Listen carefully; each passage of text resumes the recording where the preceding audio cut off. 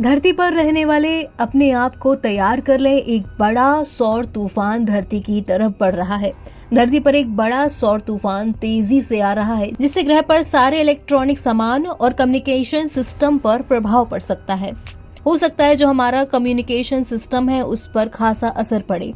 अमेरिकी अंतरिक्ष एजेंसी यानी कि नासा ने चेतावनी दी है कि ये सौर तूफान कोरोनल मास इजेक्शन के रूप में धरती से टकराने वाला है। सीएमई सूर्य से निकला हुआ प्लाज्मा और चुंबकीय क्षेत्र होता है जो अंतरिक्ष में तेजी से फैलता है, और जब ये धरती के चुंबकीय क्षेत्र से टकराता है तो गंभीर भूचुंबकीय तूफानों का कारण बन सकता है।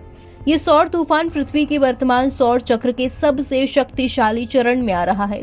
वैज्ञानिकों के मुताबिक सौर चक्र 25 अपने चरम की ओर बढ़ रहा है, जो 2025 में अपेक्षित है। ये चक्र आमतौर पर 11 सालों का होता है, जिसमें सूर्य की सतह पर बढ़ती हुई सक्रियता देखी जाती है। हाल ही में 3 अक्टूबर को सूर्य के सनस्पॉट AR3842 ने एक बहुत ही शक्तिशाली श्रेणी की सौर ज्वाला उत्पन्न की। दरअसल एक्स श्रेणी की सौर ज्वालाएं सबसे ताकतवर होती हैं और इनमें ज्यादा विकिरण होता है, जो धरती की रेडियो संचार प्रणालियों को बाधित कर सकता है। इस विकिरण विस्फोट ने अफ्रीका और दक्षिण अटलांटिक क्षेत्र में रेडियो सिग्नल्स को कुछ समय के लिए बाधित कर दिया, जिससे करीब 30 मिनट तक रेडियो सिग्नल प्रभावित रहे, वो जा नहीं सके। इसके अलावा इस घटना के साथ 2 बड़े CME भी रिलीज हुए। पहला CME 4 अक्टूबर को धरती से टकराया था, लेकिन नासा ने चेतावनी दी है कि 6 अक्टूबर को इसका सबसे बड़ा असर देखने को मिलेगा। इस दिन एक G3 सीरीज का भूचुंबकीय तूफान होने की संभावना है, जिससे धरती के मध्य अक्षांशों पर शानदार ऑरोरा दिखाई दे सकता है।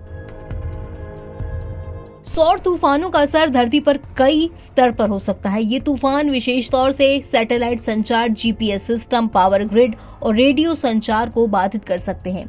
भारतीय अंतरिक्ष अनुसंधान संगठन यानी कि इसरो ने भी हालातों पर कड़ी नजर रखी हुई है और भारतीय उपग्रह संचालकों को एहतियात बरतने के निर्देश दिए हैं।